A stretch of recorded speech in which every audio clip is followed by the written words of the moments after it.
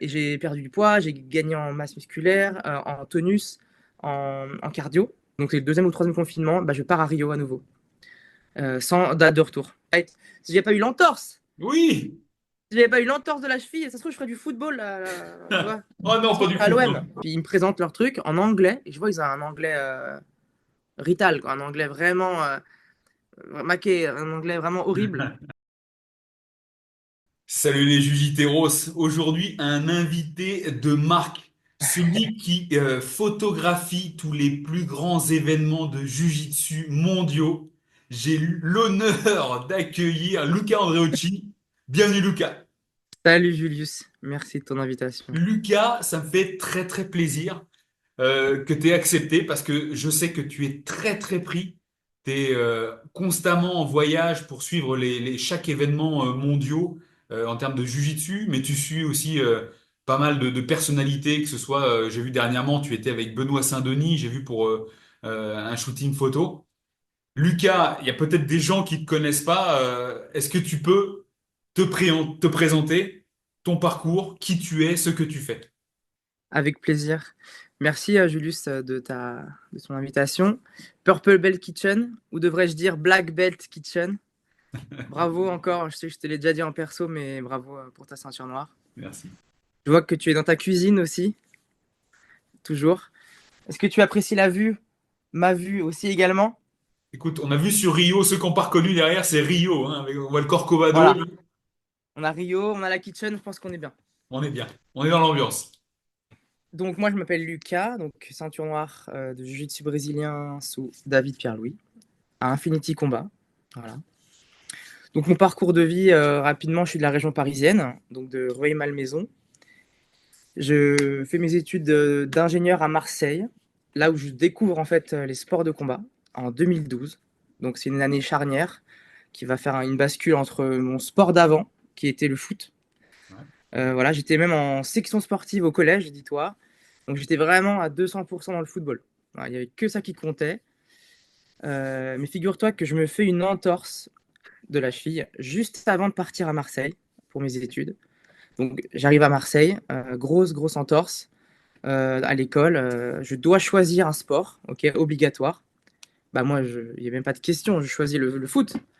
Mais j'arrive au truc, il me dit, bah non, bah tu peux pas pratiquer, t'as une entorse. Pendant combien de temps? Ah, 2, 3 mois. Bon, bah alors tu dois prendre un autre sport. Donc je regarde la liste, handball, basket, et je vois free fight. Et je me dis, qu'est-ce que c'est que ce truc? Et je vais à la journée des sports, je regarde.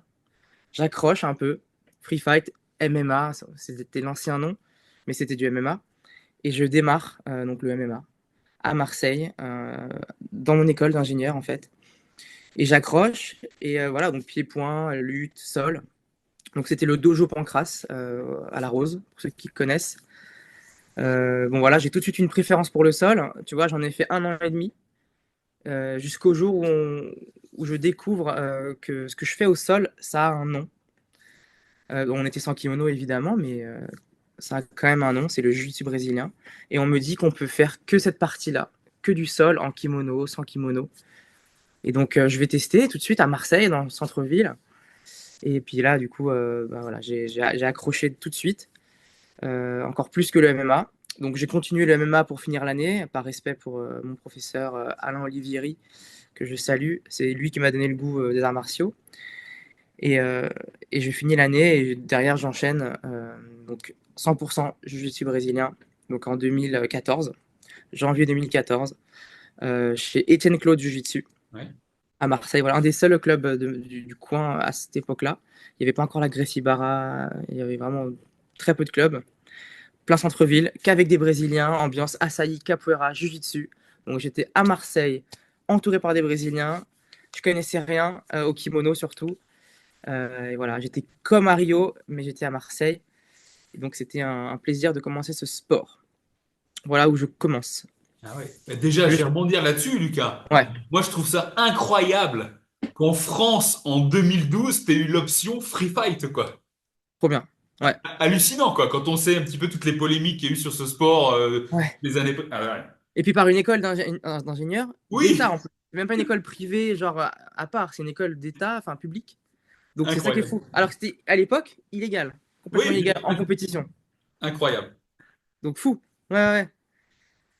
Et donc, je fais mes études. Je fais donc 2014, je fais du jiu-jitsu brésilien. Je sais pas combien de fois par semaine, mais 3, 4 fois par semaine.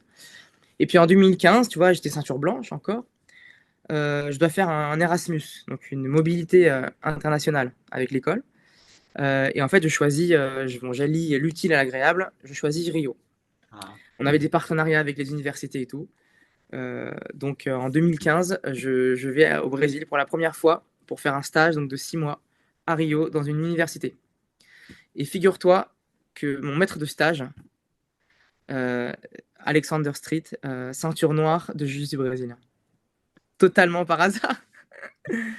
Et pas sous n'importe qui, sous Gigi Paiva, donc Ouais, Alliance Rio, un des 3 fondateurs de l'Alliance. ouais.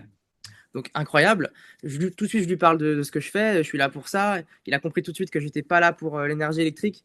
C'était le labo dans lequel j'étais. Il m'emmène tout de suite le lendemain, je crois. On va à l'Alliance. Et là, il me présente et je suis super bien accueilli parce que je viens avec lui, qui est un ancien, qui a fait toutes ses ceintures à l'Alliance de Rio. Bon, l'Alliance, pour ceux qui ne connaissent pas, c'est une des plus grandes académies mondiales dans le Jiu-Jitsu et un des headquarters, un des 3 headquarters, parce qu'ils sont 3 fondateurs, Gigi Paiva à Rio. Donc on a Sao Paulo avec Gourgel, Rio avec Paiva, et puis on a Jacaré qui est aux États-Unis. Donc j'arrive vraiment dans le berceau du Jiu-Jitsu brésilien. Parce que là-bas, certaines personnes âgées, entre guillemets, dans le Jiu-Jitsu, puisqu'on a vraiment tous les âges qui pratiquent là-bas. Certains ne parlent même pas de Jiu-Jitsu brésilien, certains ils parlent du Gracie Jiu-Jitsu. Ouais. Le Gracie Jiu-Jitsu. Ils disent, on fait du Gracie Jiu-Jitsu, donc du Jiu-Jitsu vraiment des Gracie. Et donc là, j'ai encore plus accroché. Je découvre vraiment le vrai Jiu-Jitsu brésilien. Et je reste 6 mois. Mon niveau, qui était très bas, hein, j'avais à peine commencé, un an, explose, tu vois, en si peu de temps. Donc je reviens à Marseille, tu vois, en juin, je crois, 2015. Et là, tout de suite, les gens, ils n'ont pas compris l'évolution. Je reçois ma ceinture bleue. Puis je continue, tu vois, le jiu-jitsu. Je finis mes études, et puis tu vois, 2 ans après, 2017, j'ai pas eu le temps de voyager en fait. Donc j'ai eu une frustration, c'est que j'étais à Rio 6 mois, tout le monde voyageait, moi j'étais en stage, j'ai pas bougé.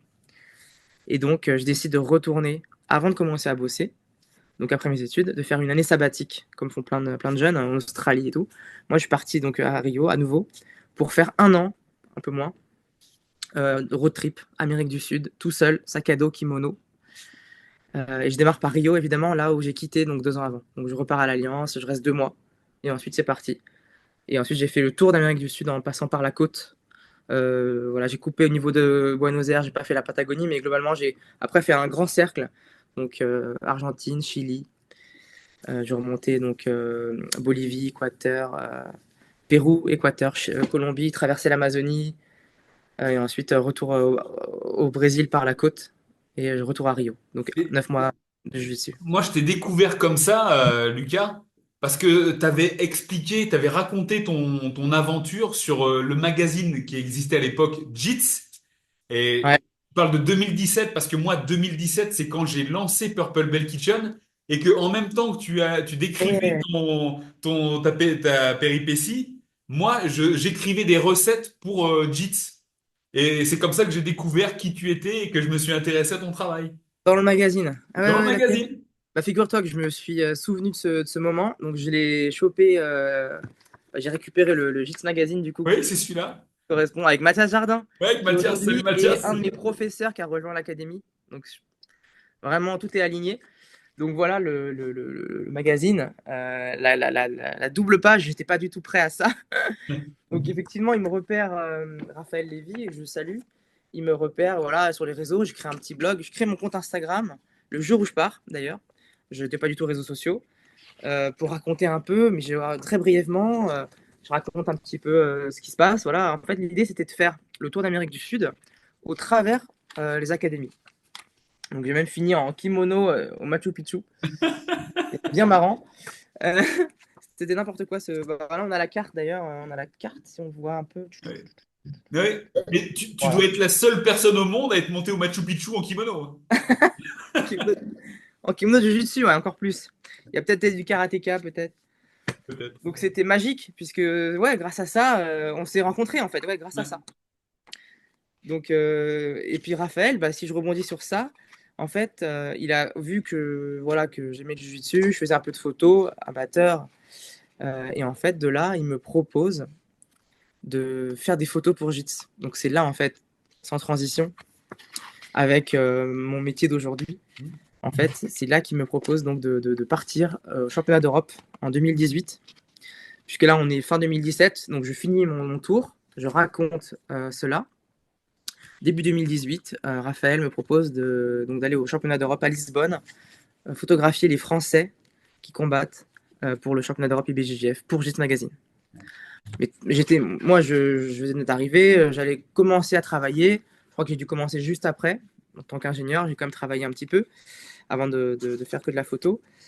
Et, euh, et donc, je fais ça. J'avais un appareil, et voilà, il m'envoie. Ça dure une semaine. Et je reviens et waouh, j'ai pris un choc. L'ambiance, des gens que j'avais vus à Rio, enfin, des gens que j'avais vus même dans mon road trip partout, parce que j'ai fait Pérou, enfin, tous les pays, j'ai fait du jiu-jitsu partout. Même à 4000 mètres d'altitude, à Cochabamba, à La Paz, enfin en Bolivie, dans des altitudes de folie où je me faisais ruiner par des ceintures vertes de 14 ans qui étaient comme ça. Moi, j'étais tout maigrichon, à l'époque, 63 kilos, je crois.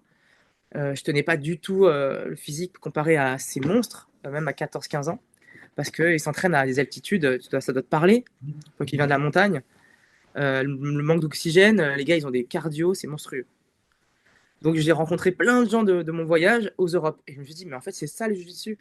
En fait, on se retrouve. Alors après, j'ai appris qu'il y avait d'autres compétitions, hein, les PAN, les Worlds et tout, mais globalement, c'est la même chose. Les gens se retrouvent comme ça à différents moments dans l'année. Et donc là, ça a commencé à me travailler. Tu vois, je suis revenu content et tout. Et, bon, j'ai bossé en tant qu'ingénieur quelques années, un an et demi en réalité, parce qu'au bout d'un an de travail, je comprends que j'ai envie de faire de la photo à côté, professionnelle, de Jiu-Jitsu. Donc je monte mon entreprise, donc 2019. Je monte l'univers production. Voilà, l'univers production, avec une partie athlétique, corporate, cérémonie. Et voilà, donc dans le athlétique, c'est le Jiu-Jitsu. Je commence à travailler pour JITS, toujours, à la CFJJB, à l'IBJJF, en Europe et en France. Et de là, bah, le goût est arrivé encore plus. Et 6 mois après, je démissionne donc de mon boulot d'ingénieur. Tu vois, j'étais dans les Vélib, tu vois, une sorte de projet comme ça dans Paris. C'était intéressant, mais en fait, voilà, quand j'ai compris que je pouvais vivre de la photo, donc de sport, de cérémonie, donc des mariages, choses un peu plus personnelles et corporate, entreprise, voilà, j'ai décidé de, de, de, de- de tenter, voilà, de lier passion au pluriel, donc photo, voyage et sport en un travail. Voilà, et je démarre donc l'univers production à 100% fin 2019, un peu moins. Et, et je suis toujours T'es présent. toujours et tu t'es bien, bien développé depuis. Mais moi, ma question, c'est, tu vois, tu t'es formé ingénieur, tu as même voyagé, toi, Erasmus. Déjà, quand tu as fait Erasmus, donc du coup, tu parlais déjà portugais, brésilien. Et Pas un est-ce mot. que tu... Non, pas du tout? Joga bonito, c'est tout. Ok. C'est tout, du Ok, football. d'accord. Non, rien du tout. Je suis parti, je connaissais rien. Et en fait, j'ai tout appris sur place. Quand même, on avait des cours de portugais dans l'université où j'étais. Mais en fait, j'ai tout appris sur le tas. En fait, je parle italien parce que je suis d'origine italienne. Donc déjà, d'enfance, je parle italien. Espagnol, je me débrouillais bien. De l'école et tout. C'est similaire à l'italien. Le français, l'anglais aussi, un peu scolaire, mais assez bon niveau. Et en fait, là-bas, j'ai du coup découvert ce portugais, une nouvelle langue. Donc, entre l'académie, l'université et l'extérieur, donc la vie, en fait, j'ai appris tout de suite. En 2 mois, je parlais fluent, mais un fluent, on pouvait se comprendre, mais c'était beaucoup d'erreurs. Et en fait, quelques mois après, voilà, j'ai affûté. Et puis après, bon, après, je suis revenu, on en reparlera, mais j'ai fait plein d'allers-retours. Et maintenant, je parle, oui, mieux portugais qu'italien. C'est pour Ah la ouais, blague. ah Ça, ouais, c'est beau. d'accord. Ouais, ouais, ouais. Ouais, italien, je Mais l'ai appris finalement à la maison, là-bas, quoi. je comprends bien parce que comme je vois ce que tu fais depuis les dernières années et toutes les personnes que tu côtoies, forcément, j'imagine que tu côtoies plus de Brésiliens que d'Italiens et donc forcément, d'un point de vue Ah ouais. vocabulaire, ça Ah, progresse. italien. Ah Je oui. parle une fois par an quand je vais en août 2 semaines voir ma famille, c'est tout. Ouais. Je parle jamais italien, donc portugais aujourd'hui c'est tous les jours. Ouais. Ouais. Et je vais rebondir aussi sur la photographie. Donc, tu fais des études d'ingénieur. Et Ouais. la photographie, certes, tu as fait des photos pendant ton road trip, mais est-ce que tu t'étais formé? C'est une passion vraiment innée? Ou comment ça s'est développé, ça?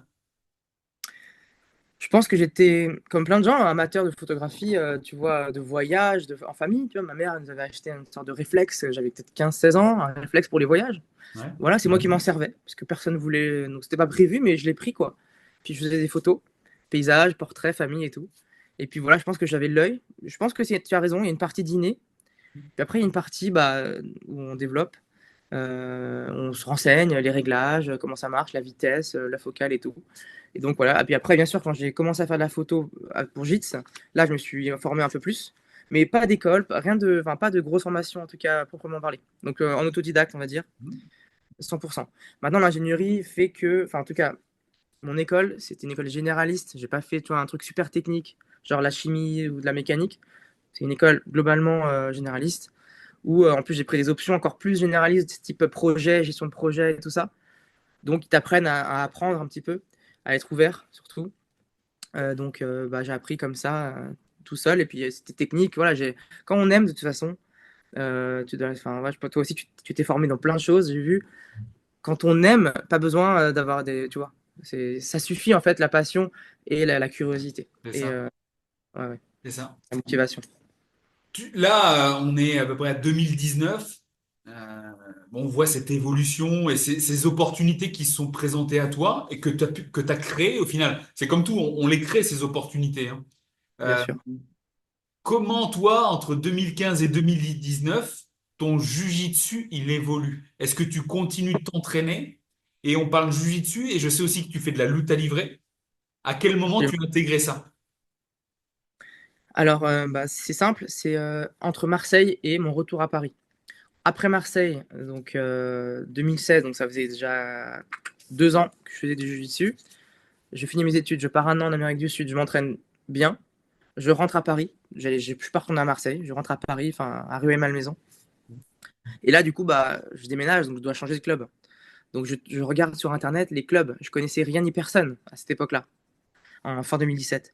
Et je trouve le NCU, donc, qui aujourd'hui s'appelle Infinity, qui est le club le plus proche de chez moi, littéralement, par chance, en fait. Et donc je vais voir, quoi, à Nanterre, en fait. Donc c'est là que je change d'académie, que je m'entraîne, donc je suis brésilien.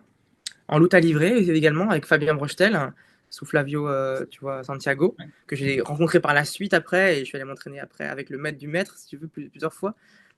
C'est devenu un ami, donc il est de Nice maintenant, Oui. Monaco, puis Nice. Donc voilà, en parallèle, je continue de m'entraîner en fait, puisque j'habite à Rueil. Je fais pas beaucoup de voyages à l'époque, donc je m'entraîne comme avant à Marseille, mais à Rueil, chez Infinity, à Nanterre.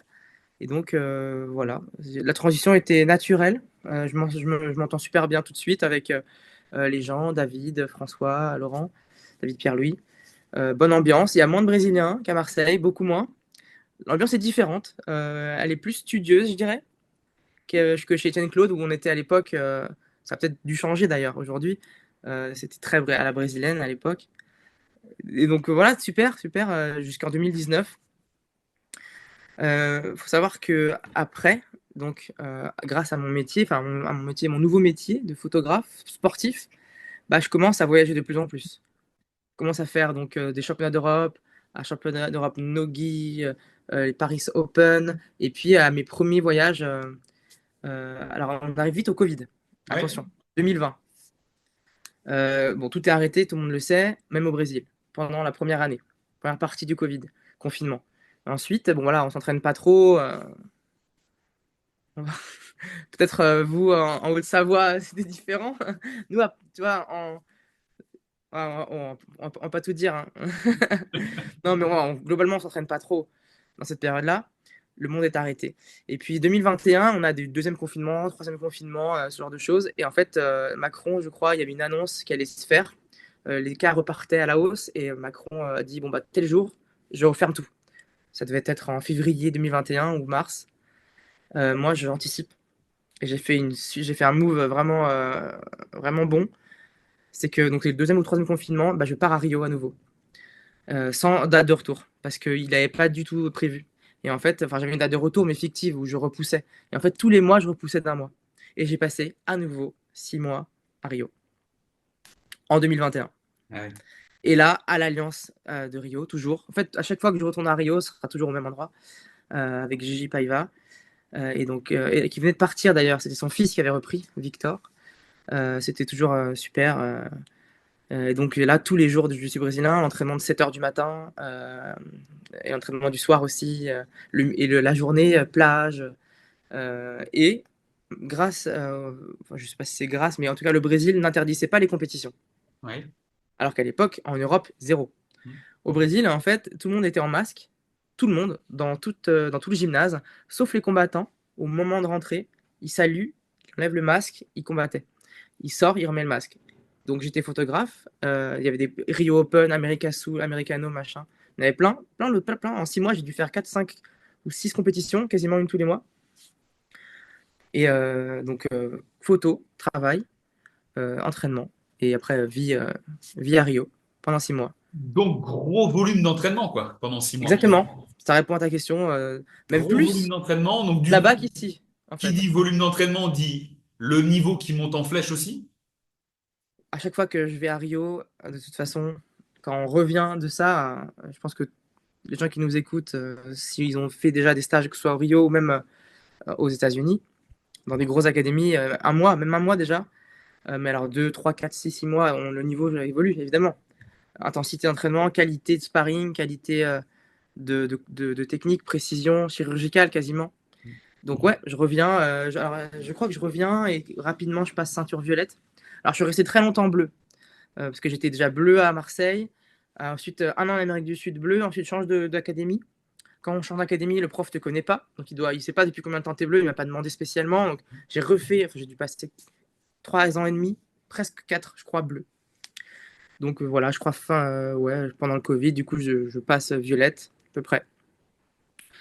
Et après, bah, on revient, et puis la vie continue après en France. Moi, je vais Enfin, remonter à 2020. ouais, 2020, j'écris mon bouquin Cake, Muffins et Smoothie.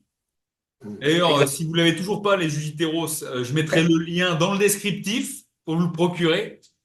Et j'avais déjà fait des bouquins de recettes avant et je voulais en fait faire un bouquin de recettes avec des belles photos.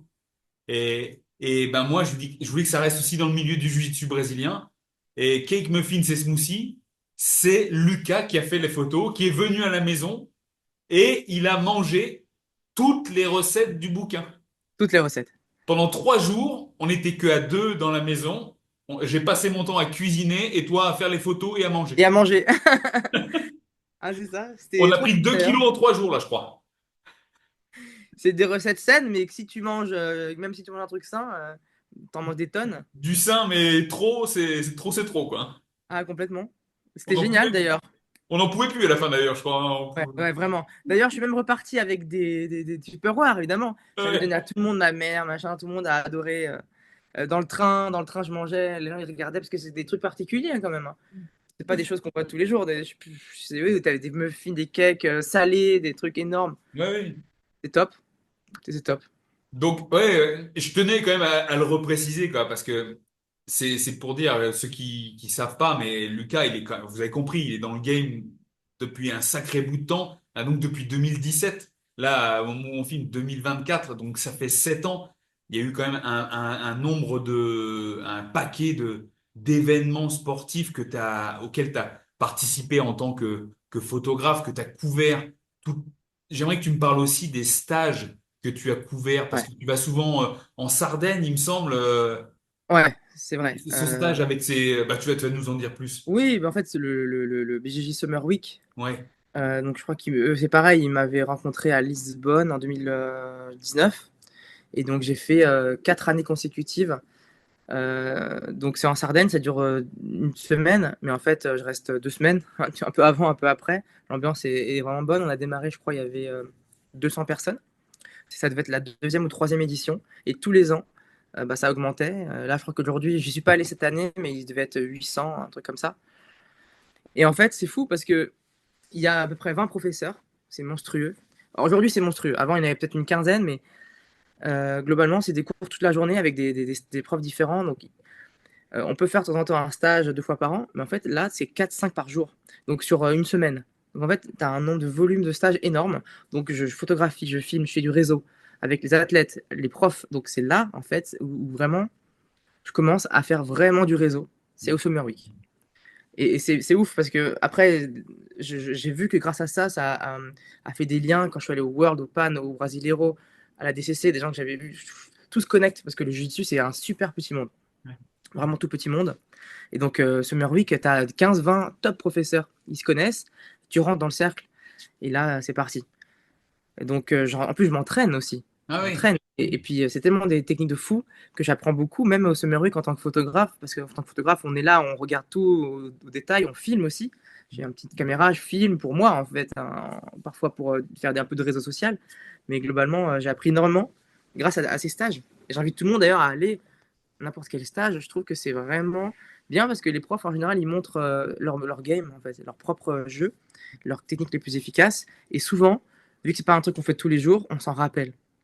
On se rappelle de deux, trois trucs et qu'on fait. Moi, je me souviens encore, rien à voir avec le Summer Week, mais tu vois, j'ai fait le stage d'ailleurs le lendemain de mon retour d'Amérique du Sud d'un an. Le lendemain, j'arrive, stage de Vincent Guyenne à la Z-Team, tu vois, 2017, on remonte un peu. Que je connaissais même pas en fait Vincent parce que je n'étais pas du tout encore photographe là, à cette époque-là, mais je voyais un peu sur les réseaux son style et tout, et donc je suis allé le lendemain. J'étais encore bronzé et tout, j'arrive, on fait le stage et tu vois, il nous a montré, je crois, Crab Ride, le système Crab Ride, tu vois. Aujourd'hui, c'est un de mes trucs les plus forts dans mon jeu. Et c'est Vincent, après je l'ai développé, j'ai travaillé et tout, mais c'est Vincent, je me souviens encore vraiment au mot près de ce qu'il me disait, quoi. Donc voilà, faites des stages, déplacez-vous, investissez sur vous-même, c'est très important. Ouais. Ouais, bah, là, tu as tout dit, t'as tout dit. Moi, je vais remonter sur cette Summer Week. Donc, je vous laisserai tous, les JTO, vous renseigner un petit peu sur cette BJJ Summer Week. Bien évidemment, pour que tu sois... T'as été recruté pour être photographe pour cet événement ou c'est toi, tu t'es payé le stage et t'as dit, bah, tiens, Ah je peux non, aussi faire les photos. Comment ça marche? je pense que les deux sont possibles. Je pense que tu peux aller les voir, payer ton stage et leur dire est-ce que je peux faire des photos. Je pense qu'il n'y aura pas de problème. S'il y en a qui sont intéressés, hein. Non, non, moi, ils m'ont repéré à Lisbonne en tant que photographe. J'avais le chasuble et tout. Alors, j'étais photographe pour JITS, donc. Et puis, on se croise et puis ils me présentent leur truc en anglais. Et je vois, ils ont un anglais rital, quoi, un anglais vraiment maqué, un anglais vraiment horrible. Et je dis, mais attends, mais vous êtes italien? Oui, bah alors on peut parler italien parce que c'était plus simple. Donc, ah, mais tu parles italien? Ah bon, non. Et tout de suite, français, italien, jiu-jitsu, ils m'ont fou. Ils ont compris. Ils ont dit, bah toi, l'année prochaine, t'es avec nous. De quoi tu parles? Et en fait, ils m'ont expliqué leur projet. Donc, mais on s'est croisés comme ça, alors par hasard, quoi.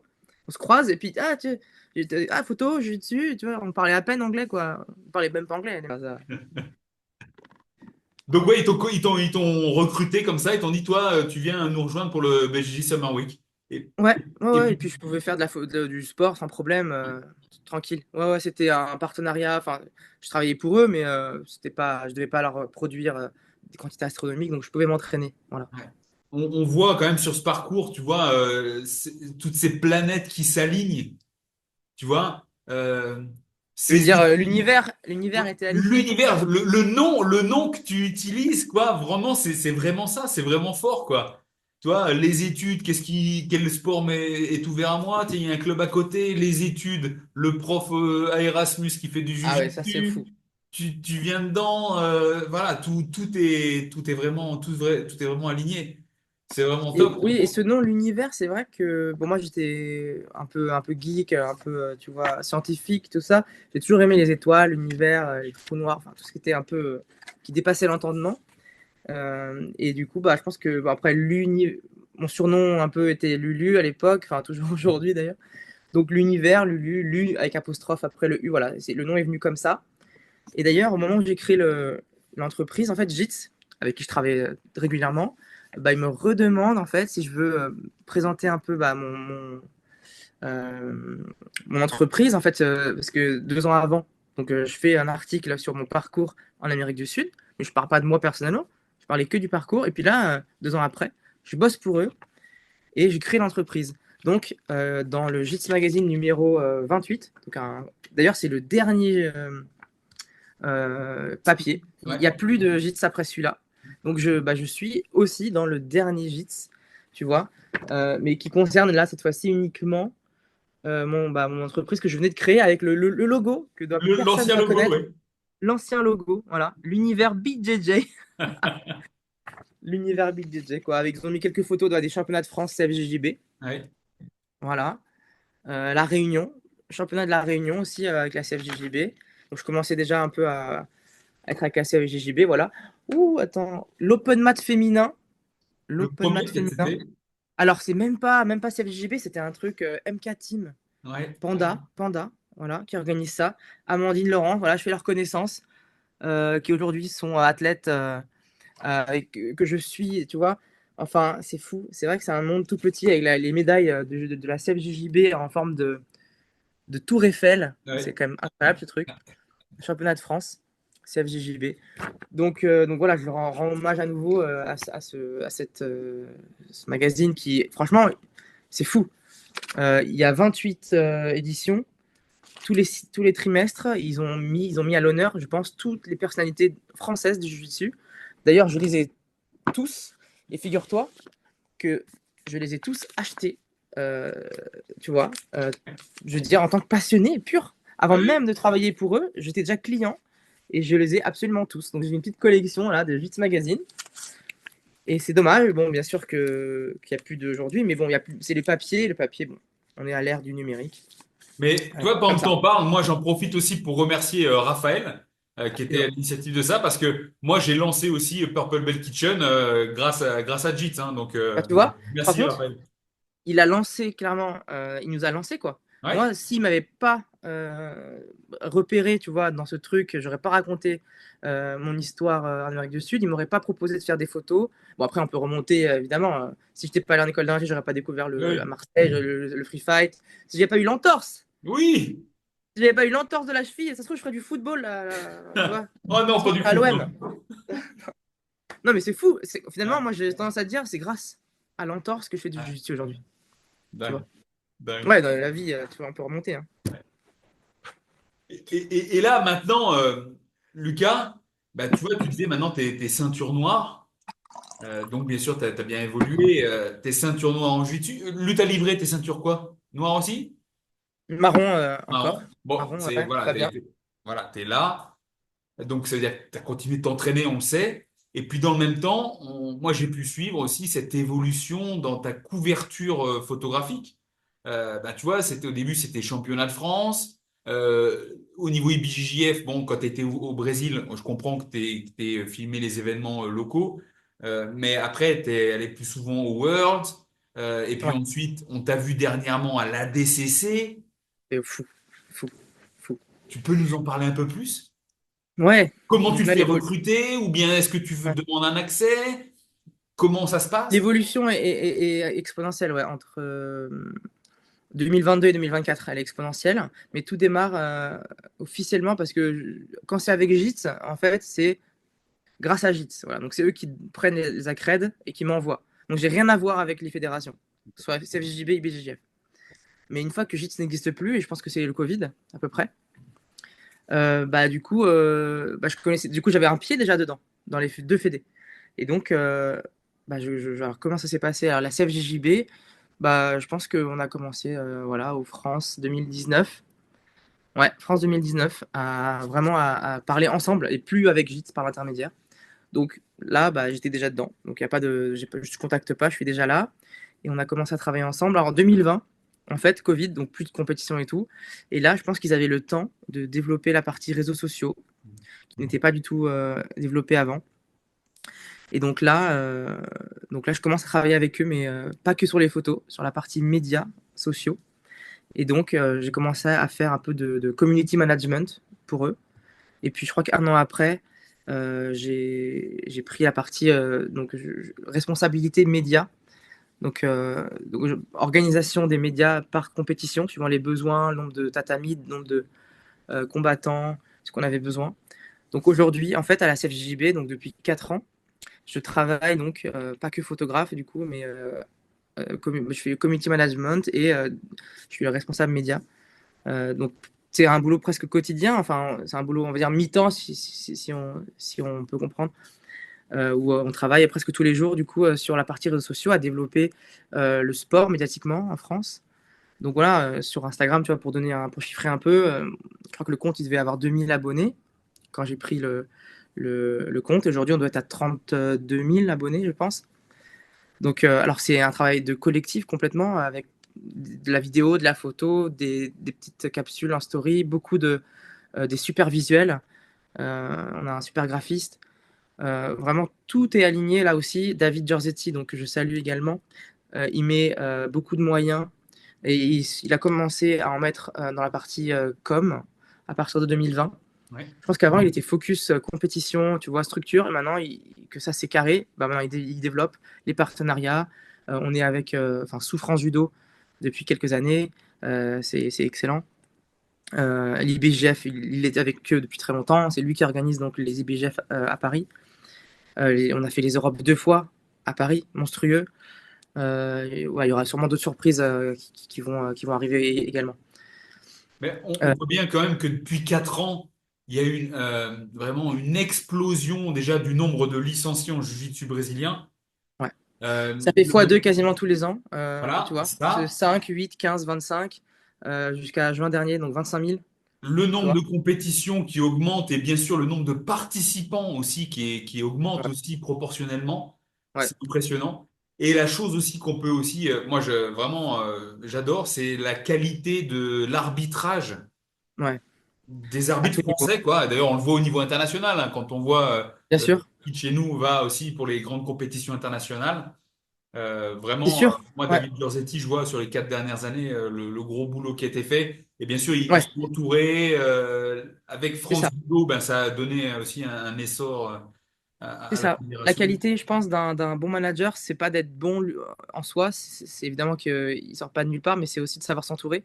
Et tous les sujets de la CFJB, il met les bonnes personnes, je pense, les moyens. Tu vois, tu parlais de l'arbitrage. On a donc notre responsable national qui est Vincent Nguyen, qui maintenant est aussi un des responsables Europe arbitrage et BJJF, qui forme donc ces arbitres. On a aussi du coup maintenant plein d'arbitres français qui sont, comme tu dis, euh, arbitres internationaux, tu vois, à tout, bah, au PAN, enfin au World, c'est exceptionnel. Donc la formation également, qui était pas, qui était inexistante il y a 10 ans, tu vois. Il n'y avait pas de formation à la CFJB, enfin, à part l'arbitrage. Je veux dire, là, je te parle de la formation pour les professeurs. Donc surtout depuis qu'on est avec France Judo, on a le CFEB, bientôt le CQP, et puis en fait c'est croissant hein, bientôt, puis peut-être un jour des choses encore plus professionnelles. Donc voilà, c'est d'ailleurs François Laurent, qui est un des professeurs un de mes professeurs. Donc c'est aussi une fierté d'avoir bah, enfin, le président de mon club qui est, tu vois, responsable de la formation. Donc voilà, ça me rassure aussi sur la pédagogie du club. D'ailleurs, depuis 1 an et demi, donc depuis que je suis ceinture noire, bah, je suis devenu aussi un des professeurs de Infinity. Ouais. Et ça, c'est fou, parce que je suis arrivé ceinture bleue, tu vois. Il y avait tous ces grands noms, tu vois, quand même. Déjà plein de ceintures noires. On avait, pour l'instant, à l'époque, qu'un seul site, que tu es peut-être déjà venu, je sais pas, à Nanterre. Non, pas Ou- encore. voilà. On est toujours aussi, mais maintenant, ils ont développé l'académie. On est à Paris. Il y a 2 endroits à Paris, et puis il y a aussi à La Défense, un super endroit privé. Il n'y a pas beaucoup de clubs privés hein, en France. Hein. C'est pas facile. Hein. Beaucoup, c'est associatif. Et donc, à l'ouverture de La Défense, bah, j'ai eu quelques créneaux. Et donc là, de manière hebdomadaire, j'entraîne, je donne cours. Donc voilà, mardi, jeudi, de manière hebdomadaire, à 18 h. Vous pouvez me retrouver à La Défense, à Infinity. Voilà, et voilà, c'est vraiment par passion également, tu vois. J'avais le temps, j'avais ces créneaux-là, et j'adore transmettre ce que j'ai appris à Rio, ce que j'ai appris à Infinity, à Marseille, et dans les stages en Sardaigne et ailleurs, et partout dans le monde. Et c'est génial. T'as tout dit parce que moi, si j'étais, tu vois, de niveau intermédiaire et que je voudrais vraiment développer mon jiu-jitsu, après avoir entendu tout ton parcours, tu vois, toutes ces influences différentes en termes de jiu-jitsu, je vais te voir direct pour apprendre, pour progresser, tu vois. Merci, Julius. Et, Merci, Julius. et mais non, mais c'est vrai, hein, mais maintenant, tu vois, tu commences à donner des cours. euh, tu as photographié beaucoup de compétitions. La question est, en termes de compétition, sur les 12 dernières années, est-ce que tu en as fait? Bah, si tu veux, attends, on finit, si tu veux, le sujet Vas-y. des compétitions et après, en plus, c'est d'actualité, là, en plus, justement. Donc, on a parlé de la CFJJB. Donc, je t'ai expliqué comment je suis rentré grâce à JITS au départ. Covid, il y avait le temps, on a discuté, on a exposé un peu la partie médias sociaux. Et l'IBJF, voilà, c'est ça que je voulais parler. Oui. C'est que, bah voilà, aujourd'hui, enfin, donc au départ, je suis accrédité. Donc, ils ne me connaissent pas, mais je suis chez eux. J'ai un pied, dans un premier temps. Et petit à petit, je pense qu'ils avaient aussi envie de restructurer un peu la partie média, photo, vidéo. Alors j'ai bien sûr eu aussi enfin, le lien, si tu veux, CFJB et BJF a aussi joué, notamment depuis le premier championnat d'Europe, tu vois, à Paris, organisé par David Giorgetti et la CFJB. C'est là où j'ai commencé pour la première fois, en fait, à travailler pour les BJF. Ah, Donc c'est à être, pour les BJJF. Ah, ok, d'accord. voilà. En fait, tous ceux qu'on voit en chasuble là, orange là, tu vois, Dossard Presse, ça c'est des gens accrédités externes, donc JIT Magazine, Gracie Mag, Revista Tatami, des clubs et tout. Ceux qui sont en noir avec t-shirt IBJJF, ils sont payés par la fédération, ils travaillent pour la fédération. Ah ouais. Et donc pour la première fois, en donc 2022, non 23, pour la première fois en 2023, donc après déjà 4 ans, depuis 2018-19, à faire de la photo de jiu-jitsu, je travaille pour l'IBJJF. Donc déjà c'était, parce que pour moi l'IBJJF c'était inatteignable, c'était le truc, enfin ils me connaissaient pas, c'était inatteignable, tu vois, s'ils sont américains, moi je suis le petit photographe français, enfin voilà. Donc, bien sûr, grâce au lien avec la CFJJB, le fait que c'était le staff français, David, qui a travaillé, eh ben, j'ai travaillé pour eux. Alors, bien sûr, c'est pas que du réseau, parce que après, je pense que ils sont à l'américaine. Hein. Si t'es pas bon, c'est Ouais. tu restes même pas. Donc, du coup, bah, depuis ce jour-là, en fait, eh ben, ils m'ont pris, ils ont continué à me prendre en fait sur bah, tous les événements où je me déplaçais puisqu'ils ne prennent pas forcément en charge le déplacement. Mais par contre, si tu te déplaces pour les pannes, les Worlds, etc. Et oui, si on se déplace, du coup, ils me prenaient pour travailler pour eux. Et donc, depuis 2000, bah, c'est la première championnat d'Europe en France, eh bien, je suis leur photographe à tous les plus grands événements là où je me déplace. Voilà. Donc, par exemple, en 2023, on en a fait trois. Europe, Pan, et c'est tout. Et en 2024, après, j'ai fait aussi les World et les World Masters, mais pas en tant que photographe officiel, mais depuis, tu vois, donc 2 ans. Et en 2024, c'est là où était l'apothéose pour moi dans la photo Ali BJF, c'est que en fait, je fais tout le grand slam officiel pour eux. Et ça m'était jamais arrivé. Je crois que jamais arrivé à quiconque parce que les photographes aux US ne se déplacent pas en Europe. En fait, ils prenaient des gens sur place un peu. Donc, moi qui fais l'effort financier, parce qu'ils ne prennent pas en compte, tu vois. Donc, de me déplacer donc, en Europe, bon, c'était à Paris, les PAN à Orlando, les Worlds à Los Angeles, les World Masters à Vegas, les Brasileiros au Brésil, à Sao Paulo, j'ai fait cette année. Donc, cette année, j'ai fait donc, le Grand Slam pour eux. Et c'est même allé plus loin, puisque j'ai fait avec la DCC, le Ah ouais. Super Grand Slam, et ça s'appelle, je crois que c'est Cobrinha qui l'a inventé, ce terme de Super Grand Slam, c'est quand tu gagnes en fait les 4 événements plus la DCC, Ouais. qui est possible uniquement tous les 2 ans en plus Ouais. par rapport à la DCC. Et donc j'ai aussi couvert la DCC cette année. Donc cette année, ça a été la folie. J'ai fait les 4 plus les World Masters. Donc voilà, je sors de 8 mois des plus grosses compétitions et que ça rebondit, enfin, ça a fait la transition avec ta question précédente qui est par rapport moi en tant que compétiteur. Si tu Oui. veux, cette année, j'ai fait les plus grandes compétitions, et puis l'année dernière en partie, sans jamais participer. Ouais. Tu vois. Donc, et je pense que personne fait ça. Normalement, les gens participent, quoi. Même en arbitre, même les arbitres, Ouais. ils arbitrent, ils participent, tu vois. Tous, quasiment, enfin, tous l'ont déjà fait au moins avant, puis peut-être que maintenant ils sont retraités, mais moi, je n'ai jamais combattu une seule fois de ma vie. Jamais. Alors, c'est pas totalement vrai, parce qu'en ceinture blanche, j'ai fait une compétition une fois. Mais du style, on m'a inscrit à ma place, on m'a tout fait à ma place. On m'a dit, vas-y, va-t'en. C'était à Marseille, c'était en 2014, je crois. Open Mat, non, Open Mat, qu'est-ce que je raconte Open Méditerranée. Oui.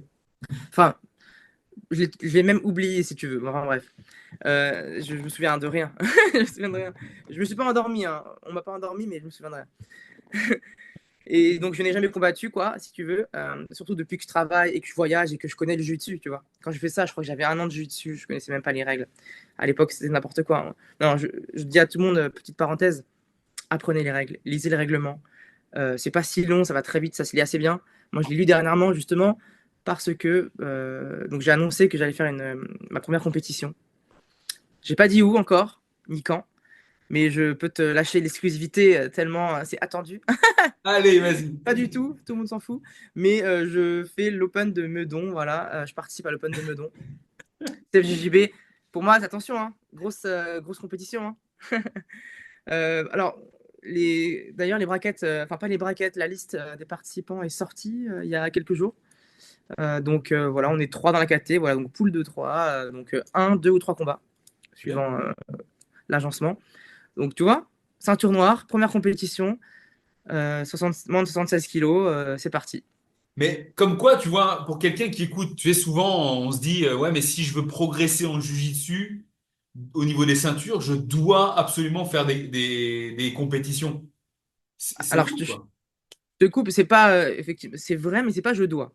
Ouais. C'est si je fais des compétitions, je progresse plus vite, plus et plus vite. Mais c'est pas parce qu'on n'en fait pas qu'on progresse pas. C'est juste que en faire, on progresse plus vite. Et puis après, on a quand même, si on en fait, on connaît quand même un aspect important du jiu-jitsu, qui est la compétition. Donc je trouve ça moi par contre, mais ça n'engage que moi. Dommage de jamais en faire. Et d'ailleurs, j'en avais jamais fait. Mais c'est pas que je voulais pas, c'est qu'arrivé à la ceinture bleue, même violette, j'ai commencé à travailler, tu vois. Et puis à l'époque, il n'y avait pas, comme on peut en reparler, de l'équipe que j'ai montée aujourd'hui, qui peuvent assister, tu vois, me remplacer. Avant, j'étais tout seul. Donc si je combattais 2 heures, tu vois, tu perds, en fait, tu perds les ceintures noires, tu perds tout. Donc c'était même pas possible, en fait, pour moi, avant de combattre. Parce que dans toutes les compétitions où je faisais, je travaillais. Mais je me rappelle, Et parce j'étais qu'à seul. chaque fois que j'étais en compète et que je te voyais, en fait, je te croisais, mais tu courais d'un Ouais. tatami à l'autre pour faire les photos, et je me C'était. disais, il est là, il court tout le week-end, Ouais. traite le soir toutes les photos, et en fait, t'as même pas profité vraiment de l'instant, et t'aurais pas pu combattre, comme tu le dis, quoi. Impossible. À l'époque, impossible. Les 3 premières années, à l'IBGF comme à la CFJJB, j'étais tout seul. Donc voilà. Maintenant, donc depuis peut-être 1 an et demi, depuis la saison dernière, bah, on a un peu plus de moyens pour avoir 2 photographes, 3 photographes, tu vois, des assistants. En vidéo, c'est la même chose. On fait des stories aussi. Voilà. Donc maintenant, on a agrandi l'équipe média. Euh, et donc maintenant, bah, je peux me permettre, vu qu'on est 2-3, à partir de à 2 heures combattre, ou 1 heure, enfin, ou 5 minutes si je perds en 30 secondes. Mais voilà, donc c'est cool, c'est cool. Et tu vois, l'envie m'est venue tout seul, notamment parce que je suis professeur également. Enfin, je pense que ça m'a donné encore plus envie, tu vois, le fait d'enseigner, de me confronter, avoir envie de me confronter à une réalité de combat, tu vois, pour être encore plus précis, je pense, dans ce que je vais dire après. Même si j'ai une bonne mémoire et tout ce que j'ai enseigné, je l'adapte un peu à mon physique, tu vois, à ma morphologie, puis je le retransmets assez bien. Et j'ai toujours eu des excellents professeurs. Le fait de moi maintenant pratiquer la compétition, enfin, je te dirai d'ailleurs dans 15 jours, une fois que j'aurai pratiqué, mais je pense que ça va me donner encore plus d'armes et de sensations, tu vois, parce que ça n'a rien à voir s'entraîner à l'entraînement à la cool, comme font, je pense, les 3 quarts des gens en France et dans le monde. On roule, on roule, on roulotte. Allez hop, on check, on est assis, on est détente, on est comme ça, garde ouverte. Enfin, je pense que la compétition, enfin, je suis sûr, parce qu'après avoir filmé et photographié des milliers de personnes, je sais que c'est pas détente, assis, tranquille. C'est pas garde fermée, j'avance et je recule, quoi. C'est tout de suite. C'est de l'intensité, c'est du stress. Tu pourras nous en parler d'ailleurs, la gestion, etc. Donc moi, je connais rien de tout ça. En fait, je connais, mais d'un point de vue extérieur. J'ai fait toutes les plus grandes compétitions au monde sans jamais avoir participé. T'as quand même Tu vois. absorbé ça, je pense. Voilà, c'est ça. J'ai juste absorbé un peu, mais quand même, je pense que d'être de l'autre côté, ça va je te dirais en fait, je sais pas, tu vois. Je te Mais dirais. moi, ça m'intéresse, tu vois, qu'on en parle parce que je me dis, OK, ceinture noire, première compétition. Ouais, Mais non, mais ça, gros risque. comment toi, en tant que ceinture noire, tu prépares ta première compétition? Vas-y, parle-nous-en. Bah oui, effectivement, j'y vais pas non plus à la one again, genre Ouais. voilà, voilà. Donc on démarre debout un combat, donc On a compris quand même que toi, tu as un profil. Ouais, cérébral, que tu aimes faire les ah, choses carrées. Donc, j'imagine que la compète, tu la prépares, quoi. c'est ça. Puisque, à contrario, mon entraînement, depuis 10 ans, là, je m'entraîne, ça a toujours été justement l'inverse de ça. À la cool, totale et tout le temps. Moi, j'aime pas faire mal aux gens, j'aime pas. Je tape rapidement, j'ai pas trop d'ego, je m'en fous. Enfin, c'est vraiment loisir pur. Donc, déjà, passer d'un loisir pur à compétition, compliqué. Donc, ça fait combien de temps? Allez, on va dire 2 mois. Parce que là, c'est dans 15 jours, la compétition. Donc, ça fait 2 mois que j'ai décidé de la faire et que je m'entraîne, donc sous tous les aspects, à ça. Donc, premier aspect, le plus important, je pense que c'est la condition physique, le plus important. Tu dois y connaître, enfin, je sais que tu te connais très très bien, tu es un master là-dessus, mais moi, pas du tout. J'ai jamais fait de muscu de ma vie, et donc, mais bon, je sais que c'est important. Donc, du coup, j'ai commencé à travailler avec un préparateur physique qui est dans mon club, voilà, Noé, l'Arche Sport, à côté de la maison. Et ouais, donc je découvre, alors c'est pas de la muscu type salle, c'est de la muscu type préparation physique, Prépare. tu vois, petit circuit training. Mais vraiment au début, donc il y a quelques mois seulement, euh, très difficile. Alors ça fait plus que 2 mois, mais au début je le faisais juste pour me remettre en forme. Et maintenant j'ai compris que j'intensifiais pour combattre. Très difficile au début. Quand tu n'as jamais fait de barre, de poids, c'est horrible. Mais aujourd'hui, tu vois, avec un objectif Ouais. de compétition, alors qu'avant, je n'avais pas d'objectif, c'était juste de remettre en forme. Maintenant, j'en ai un, et ben, je vois la préparation physique totalement différemment. Ah ouais. Je l'apprécie presque. Il va être content quand il va entendre ça. Parce qu'au début, c'était horrible. J'arrive en retard. Enfin, je voulais pas y aller, quoi. Tu vois, je faisais que 2 fois par semaine à reculons. Aujourd'hui, j'arrive en avance. J'ai fait 3 fois par semaine. Je m'échauffe un peu. À la fin, je m'étire. Enfin, je suis à fond dedans. Et j'ai perdu du poids, j'ai gagné en masse musculaire, en tonus, en cardio. On fait un peu de, en fait, ça dépend, on fait de la force du cardio, de l'hypertrophie. Enfin, on change, je pense qu'il fait ce que fait un préparateur physique, quoi. Oui, oui, il gère. Voilà, il gère grave. Noé, il gère grave. Donc, voilà, le numéro un, c'est ça. Donc, je pense que je suis mieux déjà. Alors, j'ai jamais fait de muscu, donc je suis pas encore au top, même pas du tout, mais mieux qu'avant. Voilà. En un. En deux, je pense qu'il y a la nutrition. Et tu es bien placé pour savoir. Donc j'ai pris le livre Purple Bell Kitchen.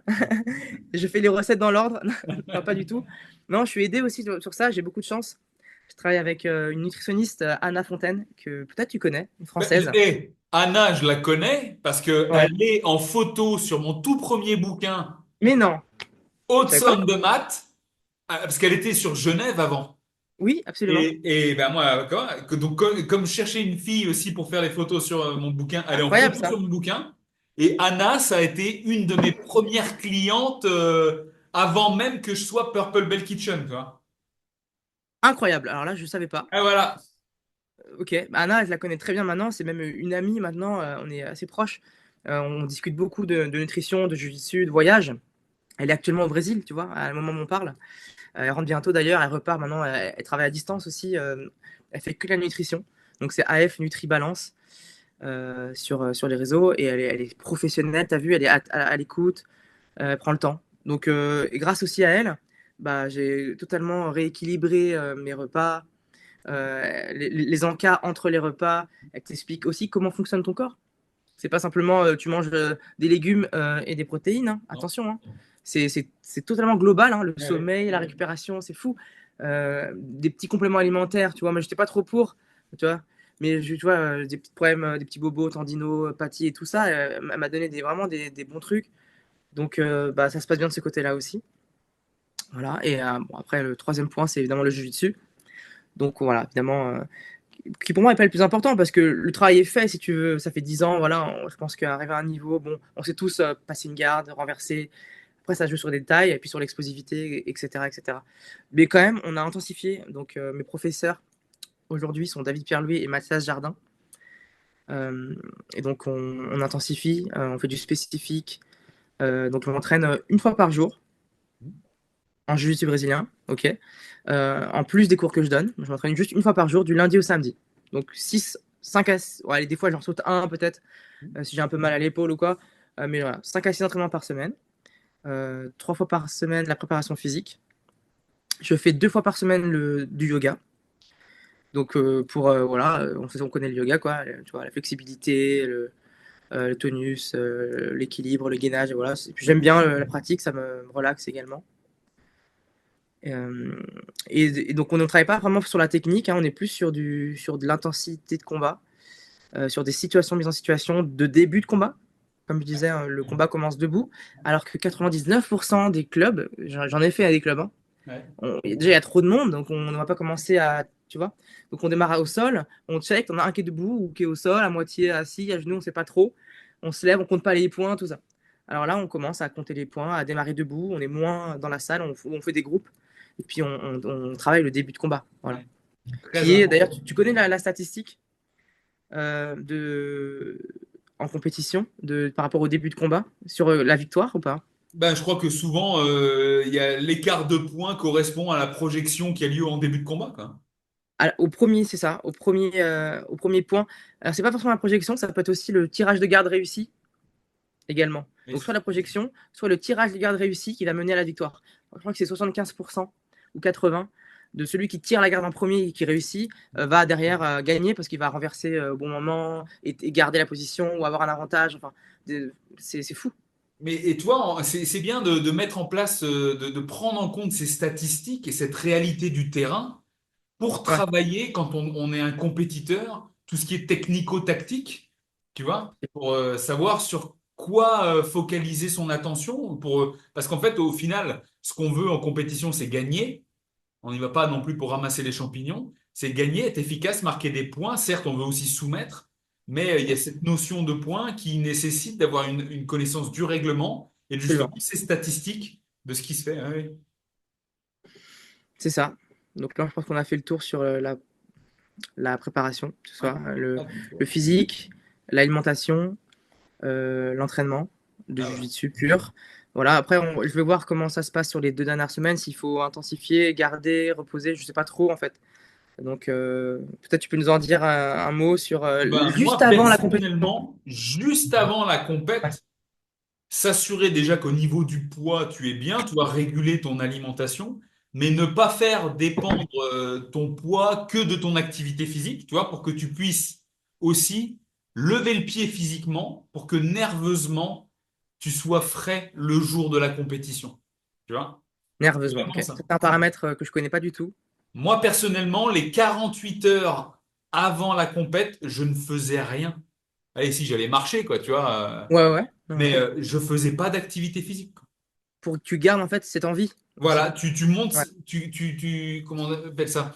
On l'effet tampon, tu vois. Ça te permet de tamponner ça, regagner de l'influx nerveux, C'est ça. tu vois. Il y Et a une partie testostérone aussi, je crois, en termes d'hormones. entre autres, oui, mais c'est vraiment cet influx Ouais. nerveux, tu vois, Ouais. la connexion neuromusculaire qui va être vraiment plus Et forte oui, après un bien sûr. certain temps de repos. Quand on s'entraîne tout le temps, oui, oui, bien sûr. Et puis surtout quand on s'arrête de s'entraîner 4 5 jours, une semaine ou plus. D'ailleurs, tout le monde voit, je pense, après une blessure ou quoi, quand on revient, je sais pas si ça te le fait aussi, on n'est Ouais, pas super, on se sent pas super fort un peu.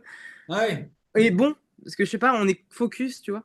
C'est ça parce que tu as plus d'attention nerveuse, c'est le côté plus nerveux, tu vois. Ça se fait dans le jiu-jitsu, et même, tu vois, en MMA, la dernière semaine, il faut un petit peu de technico-tactique. D'accord, Eux, ils s'occupent du poids, mais il n'y a plus d'intensité. Parce que d'accord. l'intensité, ça puise l'effort, Ouais. enfin, Ouais. le nerveux, et que tu veux garder ce nerveux pour la compète, quoi. Peut-être pour les gens comme nous, des gens à loisirs, parce que du coup, ça marche pas forcément pour les pros. Tu sais que les pros, ils s'entraînent 2 à 3 fois par jour, entre le physique, le technique et l'intensité pure, tous les jours, toute l'année. Alors, parfois ils accélèrent, parfois ils diminuent un peu, mais pour eux, je pense que c'est différent. Je Ouais. sais pas, hein, mais je pense, parce qu'ils s'arrêtent pas. Mais il y a toujours une phase où on lève le pied pour refaire ce qu'on appelle faire du jus, tu vois. Et ça se fait en course à pied aussi, dans tous les sports. Quelques jours avant l'échéance, on diminue drastiquement le volume, il n'y a plus d'intensité. C'est vraiment là, on veut être au taquet le jour J. Bah, j'espère que je serai au taquet le jour J. Surtout Ouais, qu'en totalement. plus, avant, je travaille. En Ouais. fait, je travaille à l'Open de Meudon, si tu veux. Donc, je fais de la photo, et puis à un moment donné, je pense que je vais attendre mon nom. Je vais aller voir le commissaire, machin, et puis je vais me changer. Je vais aller, je vais enlever la tenue CFJB, mettre le kimono, aller dans la zone. Tu vois, je connais même pas, enfin, je connais, mais je n'ai jamais fait, tu vois, la pesée, la zone d'attente, je sais pas quoi. Enfin, tu vois, c'est tout un process que tu connais bien, Ouais. que je vais découvrir un peu. je connais en fait. Tu vois, j'ai Bien pris des sûr. photos de tout le monde, mais en fait, le Medido, ne serait-ce que le Medido, tu vois, le stress de ton kimono, il passe pas. Tu vois, Ouais. Ouais, se donc mettre faut à la découvrir. place, le ressentir, tout ça, tu vois, Ouais, ça va te faire quelque chose de différent. bah ouais, J'ai hâte de ouais, voir comment ça va se passer pour toi. Dans tous les cas, ouais. Lucas. Lucas, moi j'ai fait le tour de toutes les questions que je voulais savoir de toi et aussi pour que tu nous partages tout ça. Je te remercie vraiment. Est-ce que tu souhaiterais remercier quelqu'un en particulier avant de Bah, quitter? toi déjà, c'est vrai que on s'est connus là, enfin franchement, on s'est connus grâce à Gîtes et tout. Je suis venu chez toi, tu m'as accueilli, c'était génial. Tu m'as fait découvrir la nutrition. C'est toi le premier qui m'a parlé de ça. Oui, Tu vois, la lecture, tu vois, le gluten, la lecture de l'iris, je sais pas si t'en fais encore d'ailleurs. oui, oui, bien sûr. En fait, franchement, t'es très, très calé, j'ai trouvé très pointu, très pro. Est-ce que toi, parce que je sais que tu continues tes activités, en termes de livres, tu vas en sortir d'autres, tu continues là-dessus? Ouais, sur les bouquins, là en ce moment, je me Ah suis ouais, concentré. Tu sais, j'étais recruté comme formateur en nutrition dans deux écoles. Une école en Suisse, donc je forme les futurs coachs sportifs à la nutrition en d'accord. Suisse. Et je fais ça aussi, tu connais peut-être dans le milieu de la musculation français, Rudy Koya. Euh, voilà, Bah, Rudy Koya, il a un CQP et je m'occupe de la partie nutrition. Donc, je me suis très focalisé là-dessus sur la dernière année. Et en termes de bouquins, ce sera potentiellement sur 2025. Je vais refaire quelque chose. Ça reste dans les tubes, c'est encore rien de vraiment carré, mais oui, je vais relancer là-dessus. Et si j'ai des photos à faire, t'imagines bien que je ferai appel à toi. trop bien, mes lumières et mon trépied sont déjà dans la voiture, je serais ravi de Alors, venir. En plus, la région où tu es, donc on peut dire, tu es près de la Suisse, tu vois, dans le Haute-Savoie. Ça donne vraiment envie de s'entraîner, l'air pur, ça donne envie de faire du sport, tu vois. ouais, Moi, ça me donne envie de faire du sport. Et d'ailleurs, on avait pratiqué, oui, on était allé chez Jeffrey, Jeffrey d'ailleurs, Capel, donc One Jiu-Jitsu, qui avait sa filiale à House of Jiu-Jitsu. c'est ça. C'est quoi la ville déjà? À Thonon-les-Bains. Il est toujours là-bas? Ah, il est toujours là-bas et son club a grandi là. C'est vraiment un Ah truc ouais? de fou. Bah, je crois que c'était la première ouais, année qu'il Ouais, il avait est fait de son club. lancer. Ouais. On était une petite 5, 6 ou 8. Ouais. Et aujourd'hui, il doit être. Ouais, ça fait longtemps que je l'ai pas vu. Ah bah, tu vois, j'aimerais bien, même ne serait-ce que voilà, revoir tous ces gens-là, quoi. Tu sais très bien que si un jour tu passes dans le coin, t'es bienvenu à la maison et on ira s'entraîner chez Jeffrey. Bah, alors, ok. L'été prochain, je pense que en fait, tous les ans, je passe en voiture, je fais un petit road trip France-Italie. Ouais. Je vais voir la famille, etc. Je passe voir à Genève aussi. Je passe voir Masto, tu dois peut-être Ouais, bah oui, connaître. Pasto, ouais. Ouais. Donc, t'es pas très loin finalement. Ouais, bah, je peux. Ah, Ok. c'est juste à côté, quoi. Le rendez-vous est pris. Rendez-vous est pris. Ok. Bah écoute, Lucas, je te remercie beaucoup. Merci pour tout. Les Avec plaisir. Jujiteros, si vous avez apprécié cette interview, n'hésitez pas à liker, partager, à commenter et à partager avec vos partenaires d'entraînement. Si vous avez besoin de contacter pour faire des photos, Lucas, je mettrai tous ces liens en descriptif de la vidéo. Déjà, vous savez que vous pouvez le retrouver sur Instagram. Je vous remercie vraiment tous et je vous dis à la prochaine. Paro!